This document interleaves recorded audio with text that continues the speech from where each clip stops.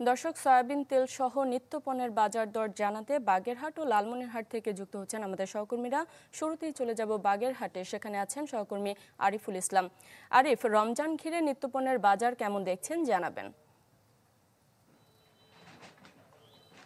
শারমিন, দাঁড়িয়ে আছি বাগেরহাটের জেলা শহরের যে বাজার, সেখানে আমরা জানি যে প্রতি বছর রমজান আসলেই এক শ্রেণীর অসাধু ব্যবসায়ীরা তারা বিভিন্ন সামগ্রীর দাম বাড়িয়ে দেয়।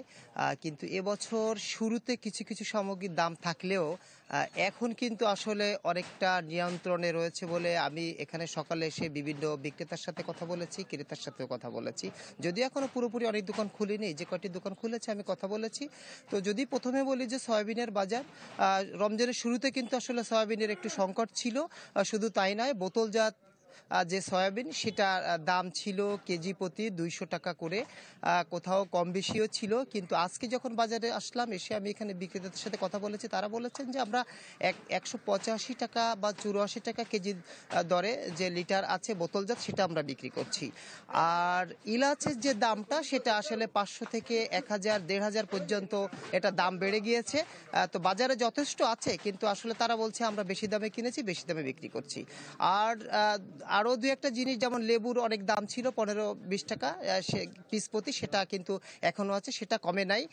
তো এই মোটামুটি আর কি। তো সবাই বলছে যে যদি নজরদারি করে প্রশাসন, তাহলে আসলে অনেকটা নিয়ন্ত্রণে আসবে ক্রেতাদের। এই ছিল সর্বশেষ। আরিফ, ধন্যবাদ আপনাকে। দর্শক, এবার লালমনিরহাটের খবর জানাতে যোগ দিচ্ছেন মাহফুজ বকুল। বকুল।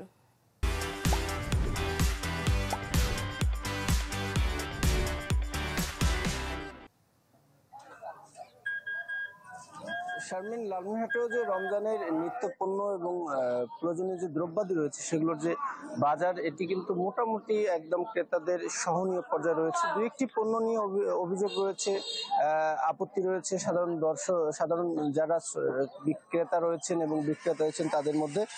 যেমন আমি যদি বলি, সয়াবিন তেল নিয়ে কিছুটা অসন্তোষ রয়েছে, কারণ সয়াবিন তেল আসলে বাজারে তেমনটা, বিশেষ করে বোতলজাত সয়াবিন তেলের সংকট রয়েছে।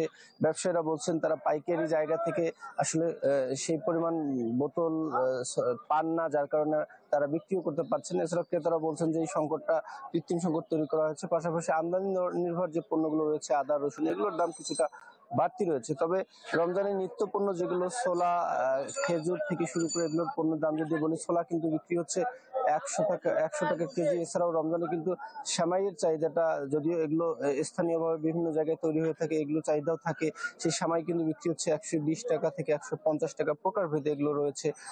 এছাড়াও খেজুর, এগুলো কিন্তু খেজুরের দামটা কিছুটা, বিশেষ করে দামি যেগুলো খেজুর রয়েছে, মরিয়ম থেকে শুরু করে আজোয়া, সেগুলোর দাম কিন্তু আকাশচুম্বী 2000-1800 টাকা কেজি হলে অন্যান্য যে খোলা খেজুরগুলো রয়েছে সেগুলোর দাম মোটামুটি কিন্তু 400 থেকে 500-550 টাকা কেজি বিক্রি হচ্ছে।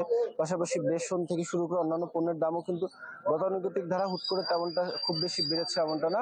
এবং শাকসবজির যে দাম যদি বলি, আলু, পাতাকপি, ফুলকপি থেকে শুরু করে অন্যান্য যে পণ্যগুলো রয়েছে, এই পণ্যগুলো যেহেতু এই লালমনিরহাট একদম কৃষি প্রধান একটি অঞ্চল, এই পণ্যগুলো এই সময় প্রচুর উৎপাদন হয়ে থাকে। এগুলো কিন্তু বাজারে খুব বেশি রয়েছে এবং দাম কিন্তু 20, 25, 30 টাকায় হাতে নাগালে রয়েছে। সব মিলিয়ে সাধারণ ক্রেতারা বলছেন যে তারা কিছু পণ্য বাদ দিয়ে বাকি যে পণ্যগুলো রয়েছে সেগুলো তারা সহনীয় পর্যায়ে রয়েছে বলে বলছেন তারা। তো এবং মনিটরিংটা জোরদার করার দাবিও তারা বলছেন। শারমিন। দর্শক, এবার সবজির বাজারের খবর জানাতে জামালপুর থেকে সরাসরি যুক্ত হচ্ছেন আনোয়ার হোসেন মিন্টু। মিন্টু। শারমিন, আমি এখন আছি জামালপুর শেরপুর জেলা সীমান্তে ব্রিজপার এলাকার একটি সবজি পাইকারি বাজারে। জামালপুর এবং শেরপুর এই দুই জেলার চরাঞ্চলে কৃষকরা কিন্তু প্রতিদিন এই ভোরবেলা থেকেই এই বাজার থেকেই তাদের উৎপাদিত সব পণ্য কৃষকরা এই বাজারে নিয়ে আসেন এবং এখান থেকেই কিন্তু খুচরা ব্যবসায়ীরা এসব সবজি নিয়ে বিক্রি করে থাকেন বিভিন্ন হাট বাজার এবং পাড়া মহল্লায়। আমি সকাল থেকেই বাজার ঘুরে দেখেছি, সবজি ব্যবসায়ীরা যেমনটি জানিয়েছেন যে রোজা শুরু হওয়ার আগে প্রতিটি সবজি কিন্তু অনেকটা পানির দামে বিক্রি হতো, অর্থাৎ প্রতিটি সবজির দাম কিন্তু একেবারে হাতের নাগালে ছিল। কিন্তু রোজা শুরু থেকেই কিন্তু অধিকাংশ সবজির দাম কিন্তু বেড়ে গেছে। ক্রেতারা যেমনটি জানিয়েছেন যে রোজার আগের দিন থেকেই বেগুন, আলু, শসা, ঢেঁড়স, করলা সহ গ্রীষ্মকালীন যে সবজির দাম তা কিন্তু রোজার আগের যে বাজার ছিল তার চেয়ে প্রায় ৪ গুণ বেড়ে গেছে। কিন্তু টমেটো, সিম থেকে শুরু করে কিছু, কিছু পণ্য সবজির দাম এখনো কিন্তু একেবারে কম আছে। যেমন টমেটোর দাম এখনো মাত্র ৳২ দরে বিক্রি হচ্ছে। ক্রেতারা ক্রেতারা যেমনটি জানিয়েছেন যে এই যে রোজার যে পণ্য সামগ্রী এবং রোজার যে ইফতারির সময় বেগুনি প্রয়োজন হয় এবং সেই ক্ষেত্রে কিন্তু বেগুন প্রায় এখনো ৳৭০ থেকে ৳৮০ কেজি এ দরে বিক্রি হচ্ছে। সেরকমই শসাও কিন্তু অনেক বেশি দামে বিক্রি হচ্ছে।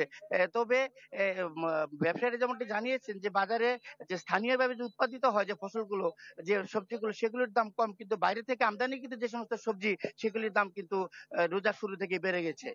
শারমিন, এই ছিল বাজার পরিস্থিতি সর্বশেষ জামালপুর থেকে। মিন্টু, ধন্যবাদ আপনাকে। দর্শক, সবজি বাজারের খবর জানাচ্ছিলেন আমাদের সহকর্মী।